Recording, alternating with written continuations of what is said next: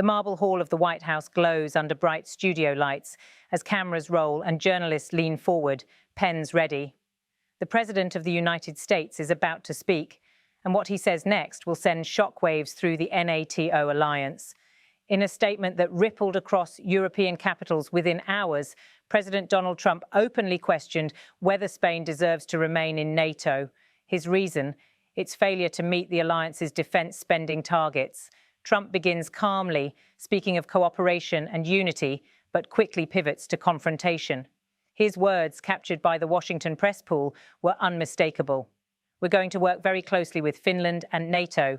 We have a very good relationship, as you know. I asked that they pay 5%, not 2%, and most people thought that wouldn't happen, and it was done almost unanimously. We had one latecomer, and that was Spain. Spain. You have to call them to find out why they're lagging behind. And they're doing well, by the way. The funny thing is, thanks to a lot of things that we did, they are doing well. They have no excuse not to, but that's okay. Frankly, maybe you should exclude them from NATO. The remark, maybe you should exclude them from NATO, was not just an offhand line, and it was a warning. For weeks, Washington insiders had been debating how to push European partners to meet their obligations. NATO's benchmark requires each member to spend 2% of its GDP on defence. Trump, however, is demanding 5%, a goal that even the Pentagon describes as aggressive. This is not new terrain for Trump. During his first term, he repeatedly accused NATO allies of freeloading on American defence. But this time, in his second term, the rhetoric carries a sharper edge. He no longer threatens hypotheticals. He names and shames. Spain currently spends around 1.3% of its GDP on defence, among the lowest in the alliance.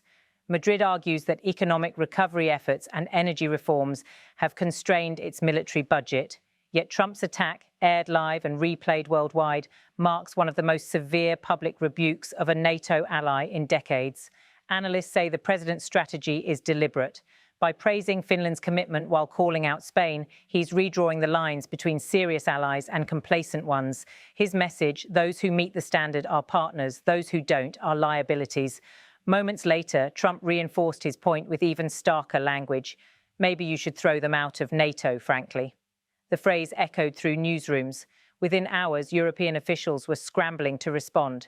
Diplomats in Brussels described the outburst as a shock to alliance morale. NATO Secretary-General Jens Stoltenberg was quick to issue a carefully worded statement affirming that Spain remains a valued ally, but the damage was already done.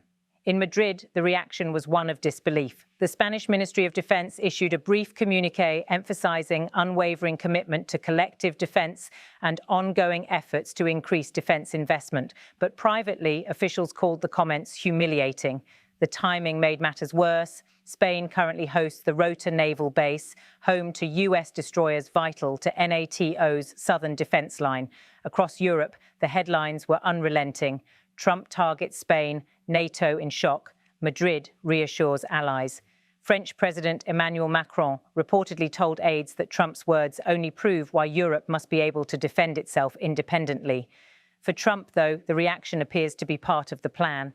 His aides say he's using confrontation as leverage to create a new 5% doctrine, forcing allies to contribute far more or risk exclusion. By pointing to Finland's higher spending, he's holding up a new model of what responsible partnership should look like. Defence analysts call this pure Trumpian negotiation. Mix praise with provocation and watch who blinks first. This is not about Spain alone, says defence economist Rachel Klein. It's a performance of strength. Trump is sending a warning to all NATO members, pay up or get out. Back in Washington, the comments play well politically. Among Trump's base, NATO has long been viewed as a financial drain on American taxpayers. Supporters flooded social media with praise, calling the president's remarks tough love for Europe. Critics, however, warn that alienating allies could weaken the very deterrence NATO was built to preserve, particularly at a time of renewed Russian aggression and Chinese expansionism.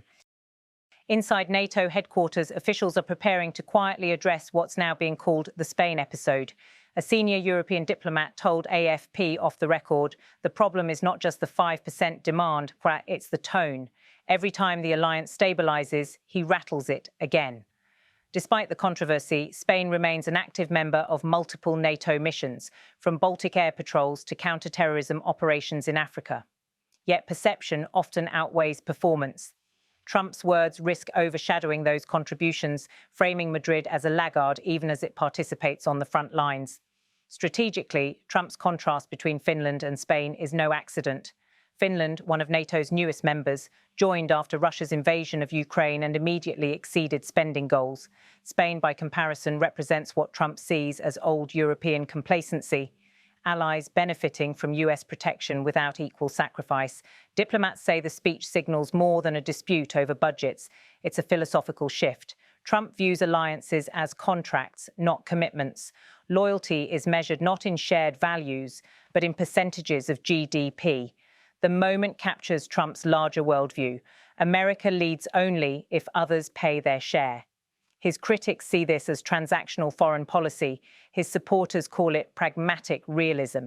Either way, the consequences are global. As night falls over Washington, European embassies work overtime drafting responses and damage control memos. NATO's next ministerial meeting in Brussels is expected to devote hours to repairing the rift.